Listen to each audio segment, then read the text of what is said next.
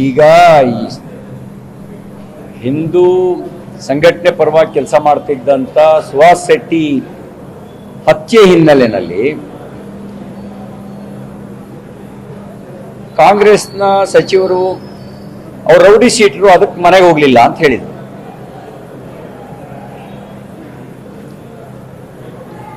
ದನಗಳ ಕಬೀರ್ ಹತ್ಯೆ ಆಯ್ತು. ಆ ಕಬೀರು ಎನ್ಕೌಂಟರ್ ಸತ್ತಿದ್ದು. ನವೀನ್ ನಾಯ್ಕ್ ಅಂತ ಹೇಳಿ ನಕ್ಸಲ್ ಚೆಕ್ ಪೋಸ್ಟ್ ನಲ್ಲಿ ಕಾಯ್ತಾ ಇದ್ದವರು ಅನುಮಾನಾಸ್ಪದವಾಗಿ ಇವರು ಗಾಡಿನೂ ನಿಲ್ಲಿಸದೆ ಚೆಕ್ ಪೋಸ್ಟ್ಗೆ ಡ್ಯಾಶ್ ಮಾಡ್ಕೊಂಡು ಗಾಡಿ ಮುಂದೆ ತಗೊಂಡು ಹೋದಾಗ ಅವರು ಗುಂಡಾರಿಸಿದ್ರು. ಅವಾಗ ಕಬೀರ್ ಸತ್ತೋದ. Kabir was most wanted habitual offender. ಹಲವಾರು ಪೊಲೀಸ್ ಠಾಣೆಗಳಲ್ಲಿ ಅವ್ರ ಮೇಲೆ ಮೊಕದ್ದಮೆ ಇತ್ತು. ಕಾಂಗ್ರೆಸ್ನ ಶಾಸಕರು ಮಂತ್ರಿಗಳಾದಿಯಾಗಿ ಅವ್ರ ಮನೆಗೆ ಹೋದ್ರು ಮತ್ತು ದನಗಳ್ಳನಿಗೆ ಅವತ್ತು 10 ಲಕ್ಷ ರೂಪಾಯಿ ಪರಿಹಾರ ಕೊಟ್ಟರು ಸರ್ಕಾರದ ಕಡೆಯಿಂದ ಹೆಬಿಚುಯಲ್ ಅಫೆಂಡರ್ಗೆ. ಇತ್ತೀಚೆಗೆ 2023 ಏಪ್ರಿಲ್ನಲ್ಲೂ ಮೇ ತಿಂಗಳಲ್ಲೂ ರಾಮನಗರ ಜಿಲ್ಲೆನಲ್ಲಿ ಒಬ್ಬ ಇದ್ರೀಶ್ ಪಾಷಾ ಅನ್ನುವಂಥವನು, ಅವನು ಒಬ್ಬ ದನಗಳ್ಳ, ಹಾರ್ಟ್ ಅಟ್ಯಾಕ್ ಆಗಿ ಸತ್ತೋದ. Post mortem report also it says his death was heart attack. ಅವನು ಆ ಹೃದಯಾಘಾತದಿಂದ ಸತ್ತು 5-6 ಗಂಟೆ ಮೇಲೆ ಒಂದು ದೂರು ಕೊಟ್ಟರು. ಇದಕ್ಕೆ ಪುನೀತ್ ಕೆರೆಹಳ್ಳಿ ತಂಡ ಕಾರಣ ಅಂತ ಪುನೀತ್ ಕೆರೆಹಳ್ಳಿ ಮೇಲೆ 302 ಕೇಸ್ ಪುಟ್ ಮಾಡಿದ್ರು. ಅವನಿಗೆ 25 ಲಕ್ಷ ಪರಿಹಾರ ಕೊಟ್ಟರು.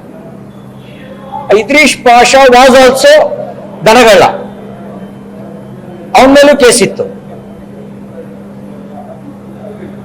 ಅಂದ್ರೆ ಈ ಸರ್ಕಾರದಲ್ಲಿ ದೇಶಭಕ್ತರಿಗೆ ಪರಿಹಾರ ಇಲ್ಲ. ಇನ್ನು ರೌಡಿ ಸೀಟ್ ವಿಷಯ ಬಂದ್ರೆ ಹಲವಾರು ಕಾರಣಕ್ಕೆ ರೌಡಿ ಸೀಟ್ ದಾಖಲಾಗ್ತವೆ. ನನ್ನ ಮೇಲೂ ರೌಡಿ ಸೀಟ್ ಇತ್ತು, ನಾನ್ ರೌಡಿ ಅಲ್ಲ. ಪೊಲೀಸು ಮ್ಯಾನ್ಯುವಲ್ನಲ್ಲಿ ಹಲವು ಕಾರಣಕ್ಕೆ ರೌಡಿ ಸೀಟ್ನ ಕ್ರಿಯೇಟ್ ಮಾಡ್ತಾರೆ. ನಾವು ಸಾರ್ವಜನಿಕ ಚಟುವಟಿಕೆಗಳಲ್ಲಿ ಅವರಿಗೆ ತಲೆಬಿಸಿ ತರ್ತಾ ಇದ್ರು ನಮ್ಮನ್ನು ಹೆದರಿಸೋದಕ್ಕೆ ಒಂದು ರೌಡಿ ಸೀಟ್ ಕ್ರಿಯೇಟ್ ಮಾಡ್ತಾರೆ. ಯಾವ್ದಾದ್ರು ಕಾರಣಕ್ಕೆ ಕ್ರಿಮಿನಲ್ ಮೊಕದ್ದಮೆ ದಾಖಲಾದ್ರೂ ರೌಡಿ ಸೀಟ್ ಕ್ರಿಯೇಟ್ ಮಾಡ್ತಾರೆ. ರೌಡಿ ಸೀಟ್ ಕ್ರಿಯೇಟ್ ಆಗೋರೆಲ್ಲ ರೌಡಿಗಳ ಅಲ್ಲ. ಹಂಗೆ ಹೇಳಕ್ ಹೋದ್ರೆ ಒಬ್ಬ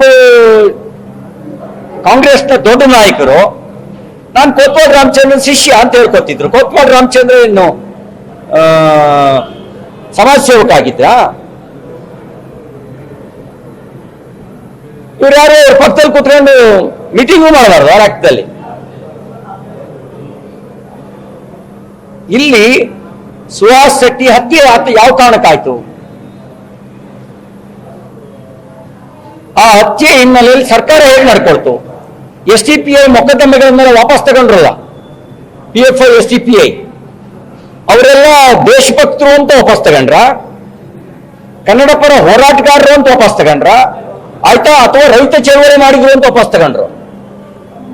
ಅವ್ರ ಮೇಲಿದ್ದ ಕೇಸ್ಗಳು ಪೊಲೀಸ್ ಸ್ಟೇಷನ್ಗೆ ಬೆಂಕಿ ಹಾಕಿದ್ದು, ಕೋಮುಗಲಭೆ ನಡೆಸಿದ್ದು, ದೊಂಬಿ ಮಾಡಿದ್ದು, ಇವು ಕೇಸ್ಗಳಿದ್ದಿತ್ತು. ಅಂದ್ರೆ ಅವ್ರ ಕೇಸ್ನ ಕ್ಯಾಬಿನೆಟ್ ಅಲ್ಲಿ ವಾಪಸ್ ತಗೊಳ್ಬೇಕಾದ್ರೆ ದಿನೇಶ್ ಗುಂಡೂರಾವ್ ಅವರಿಗೆ ಮುಜುಗರ ಆಗಲಿಲ್ಲ.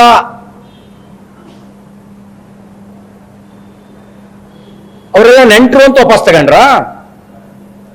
ಸುಹಾಸ್ ಶೆಟ್ಟಿ ವಿಷಯಕ್ಕೆ ನೀವು ರೌಡಿ ಶೀಟರು ಅಂತ ಹೇಳ್ತೀರಾ? ಯಾರ್ಯಾರು ಯಾವ್ಯಾವ ರೀತಿಯ ಸಂಬಂಧವನ್ನು ರೌಡಿ ಶೀಟರ್ಗಳಲ್ಲಿ ಇಟ್ಕೊಂಡು ರಾಜಕಾರಣ ಮಾಡ್ತಿದ್ದಾರೆ ಅಂತ ಬಿಚ್ಚಬೇಕಾ?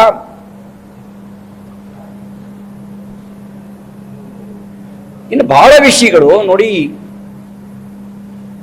ಬಿಜೆಪಿ ಸರ್ಕಾರ ಕಾಲದಲ್ಲಿ ರೌಡಿ ಸೀಟ್ ತೆಗೆದ್ರು ಅಂತ ಹೇಳ್ತಾರೆ. ಬಹಳ ವಿಷಯಗಳು MP MLA ಮಿನಿಸ್ಟ್ರಿಗೆ ಗೊತ್ತೇ ಇರಲ್ಲ.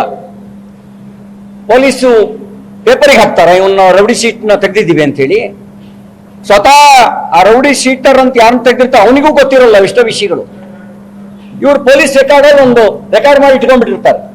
ಯಾಕೆ ಅಂದ್ರೆ ಈ ನೆಪದಲ್ಲಿ ಬೇಕಾದಾಗ ಅವ್ರು ಎನ್ಕ್ವೈರಿ ಕರಿಬಹುದು ಅಂತ ಹೇಳಿ. ಗೊತ್ತೇ ಇರೋದಿಲ್ಲ. MLAಗೂ ಗೊತ್ತಿರಲ್ಲ, MP ಗೂ ಗೊತ್ತಿರಲ್ಲ, ಮಂತ್ರಿಗಳಿಗೂ ಗೊತ್ತಿರಲ್ಲ. ಪೊಲೀಸರು ಅವ್ರ ರೆಕಾರ್ಡ್ ಒಳಗೆ ಒಂದು ತೆಗೆದಿಟ್ಕೊಂಡ್ಬಿಟ್ಟಿರ್ತಾರೆ.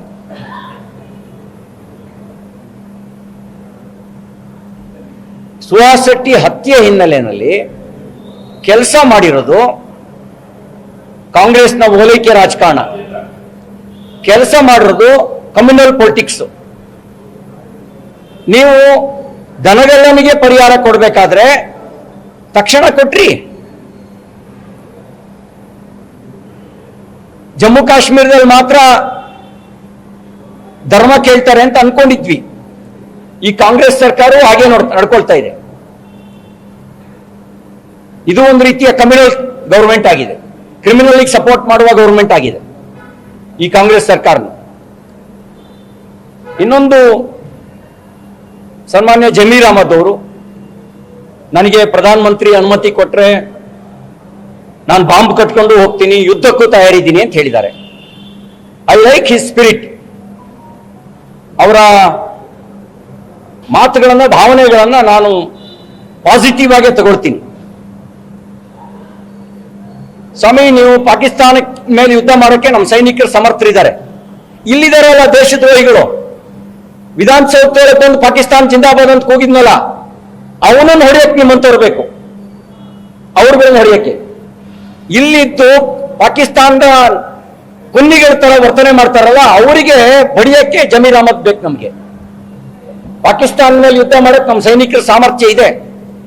ಇಲ್ಲಿರುವ ದೇಶ ದ್ರೋಹಿಗಳಿದಾರಲ್ಲ, ಆ ದ್ರೋಹಿಗಳ ವಿರುದ್ಧ ಯುದ್ಧ ಮಾಡಕ್ ಬೇಕು. DJ ಹಳ್ಳಿ, KJ ಹಳ್ಳಿಗೆ ಊರಿಗೆ ಬೆಂಕಿ ಹಾಕ್ತವರಿಗೆ ಸಪೋರ್ಟ್ ಮಾಡಿದ್ರಲ್ಲ, ಆ ನಾಯಿಗಳಿಗೆ ಬಡಿಯಕ್ಕೆ ಬೇಕು ಜಮೀರ್ ಅಹಮದ್ ತರದವರು. ಆ ದುರ್ದೈವ ಸಂಗತಿ ಏನು ಅಂದ್ರೆ, ಆ DJ ಹಳ್ಳಿ, KJ ಹಳ್ಳಿ ಕೇಸ್ನಲ್ಲಿ ಜಮೀರ್ ಅಹಮದ್ ಅವರ ಹೆಸರು ಕೇಳಿ ಬಂದಿತ್ತು, ಅವ್ರಿಗೆ ಸಪೋರ್ಟ್ ಮಾಡ್ತಿದ್ದಾರೆ ಅಂತ. ಇವರ ಹೆಸರು ಕೇಳಿ ಬಂದಿತ್ತು. ಇಲ್ಲಿದ್ದಾರಲ್ಲ ಪಾಕಿಸ್ತಾನದಿಂದ ಅಕ್ರಮ ನುಸುಳುಕೋರರು, ಇಲ್ಲಿದ್ದಾರಲ್ಲ ಬಾಂಗ್ಲಾದೇಶದ ಅಕ್ರಮ ನುಸುಳುಕೋರರು, ಅವ್ರನ್ನ ಹೊರಗಾಕಿ ಸಾಕು. ನೀವು ಅವ್ರನ್ನ ಹೊರಗಾಕಿ ಒಬ್ಬ ಮಂತ್ರಿಯಾಗಿ ಆ ಕೆಲಸ ಮಾಡಿ ನೀವು. ಮತ್ತೆ ಈಗ ಚರ್ಚೆ ಆಗ್ತಾ ಇದೆ ಸಾರ್ವಜನಿಕವಾಗಿ, ಹದೀಸ್ನಲ್ಲಿ, ಆಯಾತ್ನಲ್ಲಿ ಅನ್ಯ ದೇವರುಗಳ ಬಗ್ಗೆ ಇರುವ ದ್ವೇಷದ ಭಾವನೆ,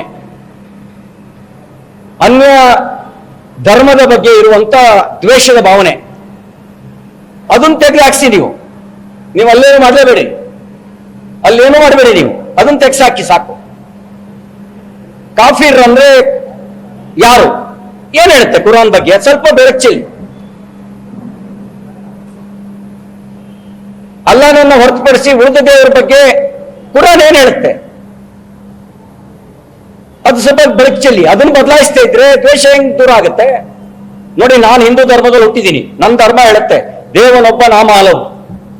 ನನಗೆ ಅಲ್ಲ ಹೆಚ್ಚಾಗದೇ ಇಲ್ಲ, ಅಲ್ಲನೂ ದೇವರು ಅಂತ ಒಪ್ಕೊಳ್ತೀನಿ. ಕುರಾನ್ ಅದನ್ನು ಹೇಳುತ್ತಾ ದೇವನೊಬ್ಬ ನಾಮ ಹಲವು ಅಂತೇಳಿ? ಉಳಿದ ದೇವರ ಬಗ್ಗೆ ಸಹಿಷ್ಣುತೆ ಇದೆಯಾ? ಸಮಭಾವ ಇದೆಯಾ? ಆ ಸಮಭಾವ ತಂದುಬಿಟ್ರೆ ಬರೀ ಭಾರತದಲ್ಲ, ಜಗತ್ತಿನಲ್ಲೇ ಭಯೋತ್ಪಾದನೆ ಕೊನೆ ಆಗುತ್ತೆ. ನಿಮಗೆ ನಿಜವಾಗ್ಲೂ ಭಯೋತ್ಪಾದನೆ ದೂರ ಆಗಬೇಕು ಅಂತಿದ್ರೆ ಮತೀಯ ದ್ವೇಷ, ಧರ್ಮದ್ವೇಷ ಇರುವಂತದನ್ನ ದೂರ ಮಾಡೋದಕ್ಕೆ ಧ್ವನಿ ಎತ್ತಿ. ಆಗ ನೀವು ನಿಜವಾದ ಮಾನವತಾವಾದಿ ಆಗ್ತೀರಿ.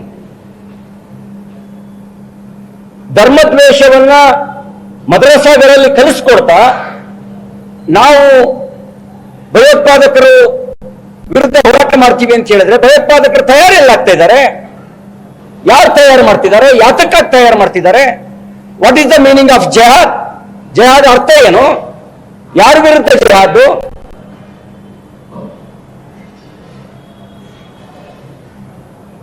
ಇದು ಈ ದ್ವೇಷ ಇದೆಯಲ್ಲ, ಅದನ್ನು ಕೊನೆಗಾಣಿಸೋದಕ್ಕೆ ಬೇಕಾದ ಪ್ರಯತ್ನ ಮಾಡಿದ್ರೆ ಅದು ನಿಮ್ಮ ಪ್ರಾಮಾಣಿಕ ಪ್ರಯತ್ನ ಆಗತ್ತೆ. ಆ ಪ್ರಯತ್ನ ಮಾಡಿ. ಹೊರಗಾಕಿ ಇಲ್ಲಿರುವ ಪಾಕಿಸ್ತಾನದವ್ರನ್ನ, ಬಾಂಗ್ಲಾದೇಶದವ್ರನ್ನ. ಅದು ನಿಮ್ಮ ಸರ್ಕಾರದ ಕರ್ತವ್ಯ.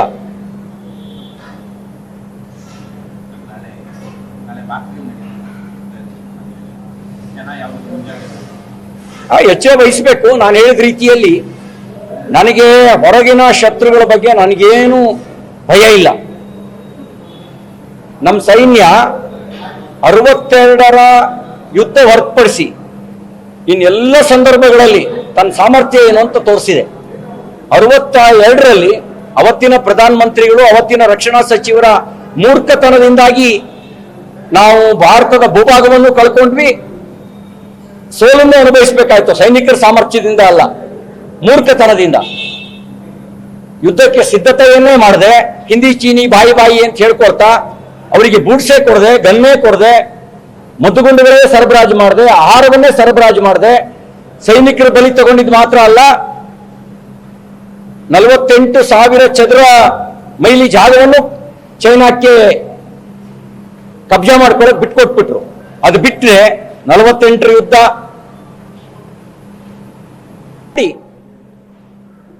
ನನಗೆ ಮಾಡಿದ ರೀತಿಯಲ್ಲೇ ಅವ್ರನ್ನೂ ಅರೆಸ್ಟ್ ಮಾಡಿ ಆಕ್ಷನ್ ಮಾಡಲಿ. ಆದರೆ ನನ್ನ ವಿಷಯದಲ್ಲಿ ಈ ಸರ್ಕಾರ ಪ್ರಾಮಾಣಿಕತೆಯಿಂದ ವರ್ತಿಸಿಲ್ಲ, ಪಾರದರ್ಶಕವಾಗಿ ವರ್ತಿಸಿಲ್ಲ. ಇದು ನನ್ನ ಕೇಸ್, ಒಬ್ಬನ ಕೇಸ್ ಅಲ್ಲ, ಶಾಸಕಾಂಗದ ಪ್ರಶ್ನೆ. ಶಾಸಕಾಂಗದ ಪ್ರಶ್ನೆ, ಅದಕ್ಕೆ ಸಭಾಪತಿಗಳೇ ಸೂಕ್ತ ನಿರ್ಣಯ ತಗೊಳ್ಬೇಕು. I have ready to face enquiry. ನಾನು ರೆಡಿ ಇದ್ದೀನಿ, ಯಾವುದೇ ತನಿಖೆಗೆ ತಯಾರಿದ್ದೀನಿ, ನ್ಯಾಯಾಲಯದ ತೀರ್ಪನ್ನು ಗೌರವಿಸ್ತೀನಿ. ಆದರೆ ಇಲ್ಲಿ ಬರೋ ಪ್ರಶ್ನೆ ಸಂವಿಧಾನ ಮುಖ್ಯನಾ ಅನ್ನೋದು. ಯಾರು ಎನ್ಕ್ವೈರಿ ಮಾಡಬೇಕು?